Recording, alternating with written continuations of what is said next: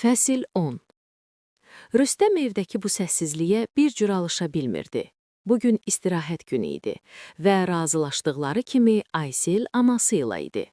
Mənzilin içinə qəribə, gur bir tənha səslənmə yayılmışdı. Ona qızının səsi çatışmırdı. Zarafatlı söz atışmaları, şəffaf gülüşü, evə can verən o kiçik hərəkətlilik. Boşluğu doldurmaq üçün o həmişə etdiyi kimi ofisə tərəf getdi. Artıq 2 ay keçmişdi. Nərmini qızının həyatına qaytarmaq qərarından. 2 ay. Rüstəm bunu etiraf etməli idi. İçində azacıq qısqanclıq olsa belə doğru addım atmışdı. Ofisə yaxınlaşanda təəccüblə tanış Peugeot'u gördü. Bir an tərəddüd etdi. İndi Samirə ilə qarşılaşmaq lazımdımı? Amma ayaqları onu öz-özünə içəri apardı. İçəridə səssizlik vardı. Yalnız Samirənin kabinetindən klaviatura səsi gəlirdi. Rüstəm qapının ağzında dayanıb qaldı. Samirə onu görmədən tam diqqətlə yazırdı. Rüstəm özünü bir anda qəribə bir fikrin içində yaxaladı. O sonsuza qədər belə dura bilərdi. Qaşlarının arasındakı o balaca qatı izliyə, ağıllı gözlərinin gözəlliyinə baxa, çiyinlərinə kökülən tünd saç kaskadını seyr edə və heyrətləndi. Bu balaca, zərif qızın içində necə belə güc yaşayır? Dünən 4 alovlu kişini bir düymə işığı ilə necə susturmuşdu? Samirə işə elə qərq olmuşdu ki, Rüstəmin səssiz varlığını belə hiss etmirdi. Rüstəm qapı çərçivəsindən ayrılıb, yavaş addımlarla, sanki pələng kimi, səssiz və ölçülü onun masasına tərəf getdi. Bu vaxt gözünə birdən bir foto dəydi. Samirə Rüstəmi məhz o anda gördü. Rüstəm artıq həmin şəklə diqqətlə baxırdı.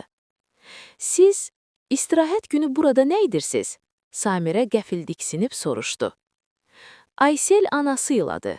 Mən də biraz işləməyə gəldim," Rüstəm dedi. Sonra əlavə etdi.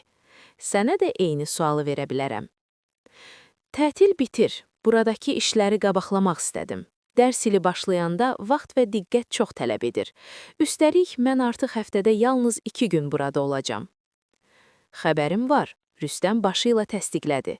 Sonra sanki nəzakətli, amma çox hədəfli bir səslə soruşdu. "De görüm, bu fotodakı oğlan sənin köhnə seçimin idi. Şəkildə elə bil hamınız yeniyetməsiz. Bəs sağdakı oğlan kimdir?" Samirənin səsi alçaldı. "Bunlar qardaşlarımdır. Onlardan biri ilə, Qaliblə artıq tanışsınız. O biri isə düz 3 il əvvəl elə bugün avtoqəzada öldü." Boğazında düyün udub davam etdi. "Özümü məşğul etmək istəyirəm ki, bu barədə düşünməyim. Bir də bugün şagirdimi sakitləşdirməli oldum. Anası rəhmətə gedib." Samirə yerindən qalxıb şəkli Rüstəmin əlindən aldı. Üzünü çevirdi. Pəncərəyə yaxınlaşdı. Göz yaşlarını gizlətmək üçün. Rüstəm çaşdı. Sonra özü də pəncərəyə gəlib, çiyin-çiyinə dayanaraq astadan dedi. "Mən boşanmışam, tək ata. Nərmin Aysel 1 yaşında olanda getdi, Türkiyəyə. Həyatımı geri qaytarıram," dedi.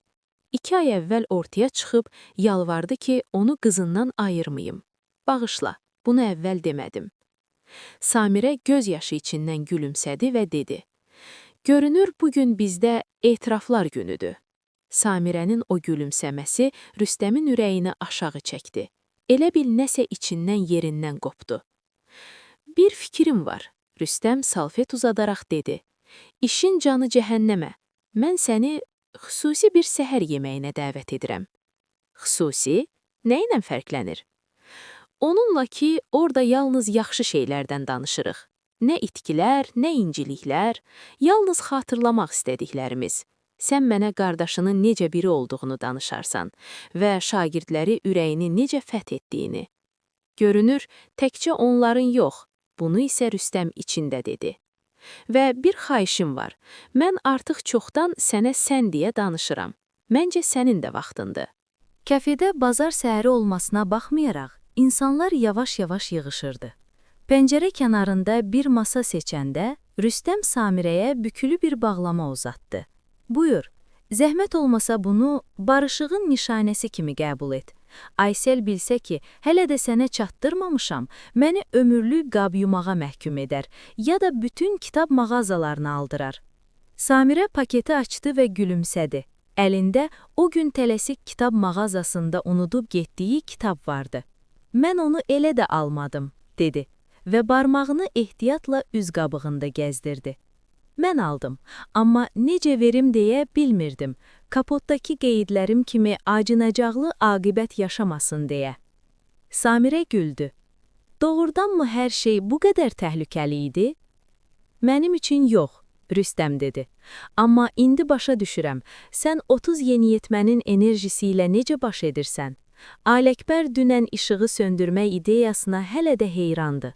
Hətta mübahisə yenə qızışsa, tək düymə yetməsə deyə şitə gedib şitin harada olduğunu yoxladı." Samirə fincanın arxasında üzünü gizlədərək güldü. "Deməli, mən artıq rəsmi olaraq hüquqşünaslara qeyri-standart yanaşmalar ilham verir. Qalıb stres menecment dərsləri keçmək." "Niyə olmasın?" Rüstəm dərhal tutdu. "Səndə alınır. Sən bir baxışla həm od qalaya bilərsən, həm də söndürə." Bir an sustu. Sonra daha alçaq səslə əlavə etdi. "Xüsusən mənim odlarımı. Nəyi nəzərdə tutursan?" Rüstəm nəfəs aldı. "O gün centilmen sözünü deyəndə maşından düşüb sənə adlı parking nişanını göstərmək istəyirdim. Amma sənin səmimi qəzəbini görəndə qərara gəldim ki, özün anlayasan. Sonra bir də gördüm sən bir dəqiqənin içində bütün emosiyalarımı alt-üst etdin ki, elə sakit, elə qətiyyətli şəkildə çıxışımı bağladın ki, mən evakuator çağırmağa gedirdim. Sonra şüşədə o sadəlöv telefon nömrəsi yazılmış kağızı gördüm və uğunub güldüm. Həmin andan başa düşdüm ki, səninlə hər şey qaydasız olacaq. Şablonsuz, ssenarisiz və mənə maraqlı gəldi. Görəsən bu bizi hara aparacaq?" Samirə gözlərini aşağı saldı, amma dodaqlarının küncündə isti bir təbəssüm titrədi. "Aysel necədir?" O qadın hər gün mənim həyatımı alt-üst edib yenidən yerinə qoymaq üçün doğulub," Rüstəm güldü. "Amma bu mənim həyatımda baş verən ən gözəl şeydir." "Ondan danış mənə," Samirə xahiş etdi. Rüstəm danışdı, heç nə gizlətmədən, heç nə bəzəmədən.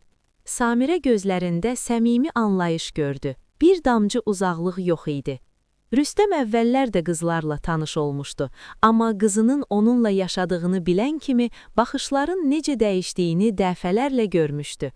Samirə əksinə maraqla dinləyir, sual verir, Ayselin bir dəfə yumşaq oyuncağı gecə qorxutdu deyə ömürlük həbsə məhkum etməsinə ürəkdən gülürdü. O cəsurdu və ağıllıdır, Samirə gülümsədi. "Hə, bəzən elə bilirəm mən onun himayəsindəyəm, o yox," Rüstəm istehzayla dedi. "Nə istədiyini bilir, amma eyni zamanda çox həssas və mərhəmətlidir.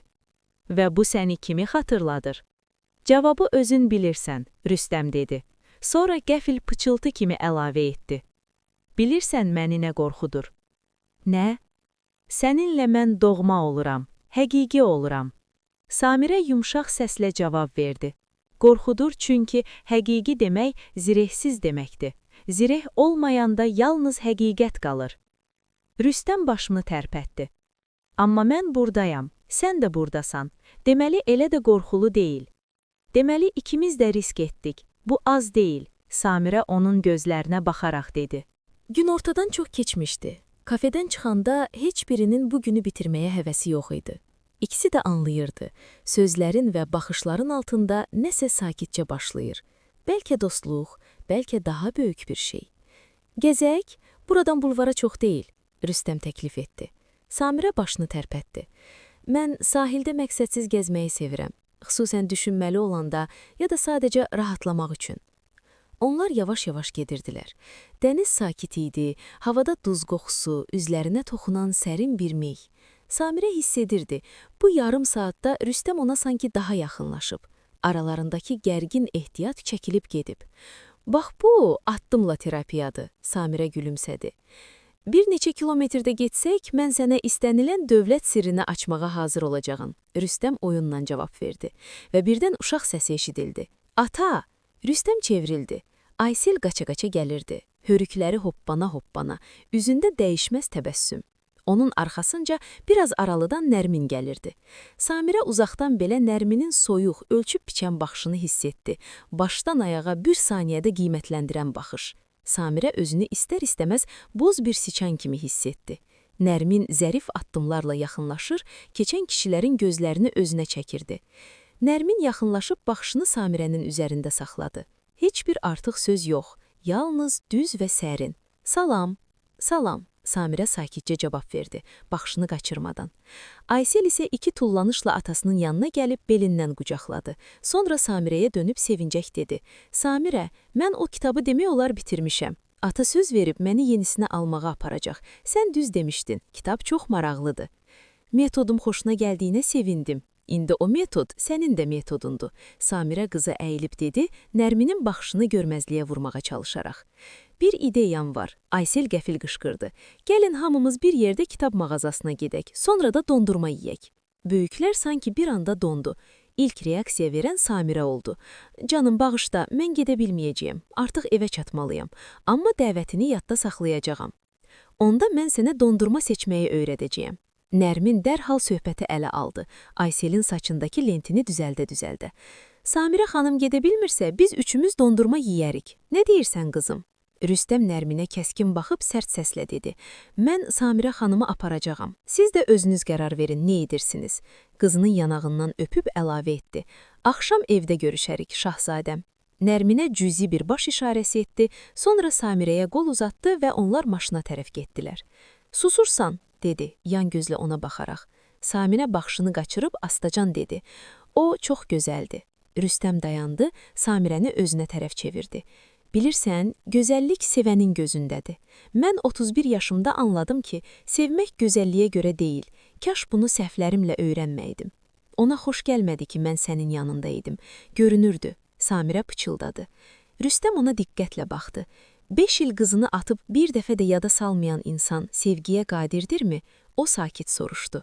Samirə gözlərini aşağı saldı. Rüstəm bir an sustu, sonra o yalnız Samirənin yanında görünən səmimi dəcəlliklə dedi. Amma Aysel haqlıdır, dondurma ideyası əladır. Mən deyim sən hansını sevirsən? Samirə gülümsədi. Razıya, amma sonra məni maşınıma aparacaqsan, yoxsa ailəm məni axtarmağa başlayacaq. Qalib də qoşulsa vay halına. Deməli, o yaxşı qardaşdı. Rüstəm ciddi dedi. Çox. Samirə istiliklə cavab verdi. İndi isə tap görüm hansını. Vanilli çiyələkli? Tapdım. Samirə başını buladı. Az qaldı. Karamelli, şokolad parçalı.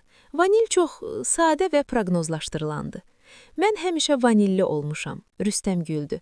Amma deyəsən indi başqa bir şey istəyirəm. İstəklərinlə ehtiyatlı ol. Samirə düz gözünün içinə baxdı. Bəzən gerçəkləşirlər. Sonra da hər sözə cavab verməli olursan. Rüstəm gülərək ofisiantı çağırdı. Samirə özünü çoxdan sakit və daxildən qorunmuş hiss etməmişdi. Sadəcə onun yanında olduğuna görə. O, Rüstəmin üzündəki mükəmməl olmayan cizgilərə baxdı. Sərt yanaq sümüklərinə, baxışındakı incə ironiyaya. O, klasik gözəl değildi, amma hər şeyində sakit bir güvən vardı. Özünü daşımağı bacaran bir kişi duruşu. Dünənki mübahisə yadına gəldi. Ələkbər emosiyaya uduzmuşdu. Rüstəm isə qəzəbdə belə ölçülü danışırdı. Qışmırmırdı, inandırırdı, bəski etmirdi, yönləndirirdi və nədənsə bu hər cür gözəllikdən daha vacib idi. Mən getməliyəm, Samirə dedi, dondurma söhbətlərlə bitəndə. Artıq Peugeot'un yanında dayananda Samirə geri çevrildi. Hər şeyə baxmayaraq bugün yaxşı gün idi. Sağ ol. Rüstəm səmimi gülümsədi. Mənim üçün də. Və əgər etiraz edərmirsənsə, ümid edirəm ki, bu yalnız birincidir, çoxunun birincisi. Samirə evin yanında maşını saxladı, amma düşməyə tələsmədi. Bugün ailə hamılıqla yığışacaqdı, həmişə ağır keçən bir gündə, Adili itirdikləri gün. Ailə tənəqüsünə görə kədərlə boğulmaq yox, işıqlı xatirələri xatırlamağa çalışırdılar. Hekayələr, gülüşlər, xırda axmaqlıqlar. Rüstəm sayəsində o biraz nəfəs almışdı və bunun üçün içdən minnətdar idi. Qapını açan kimi mətbəxdən sona qaşını qaldırıb boylandı. Sənin bu fikrə gedən halın deyir ki, bizi uzun söhbət gözləyir. Səndən heç nə gizlətmək olmur. Nəhayət bizim zəhmətkeşimiz gəlib, Qalib bacısının alnından öpüb dedi. Əgər o vəkillər səni bezdirirsə, bir işarə ilə gedib hamısına mədəni izah edim. Yenə başladın, Samirə güldü. Sən bunu nə vaxt dərs vermək həvəsini buraxacaqsan? Bunu mənə müəllim deyir, Qalib qəhqəhə çəkdi. Samirə ona dil çıxarıb zala keçdi. Süfrə açılmışdı, Vaqif bəy düşüncəli halda boş stula baxırdı.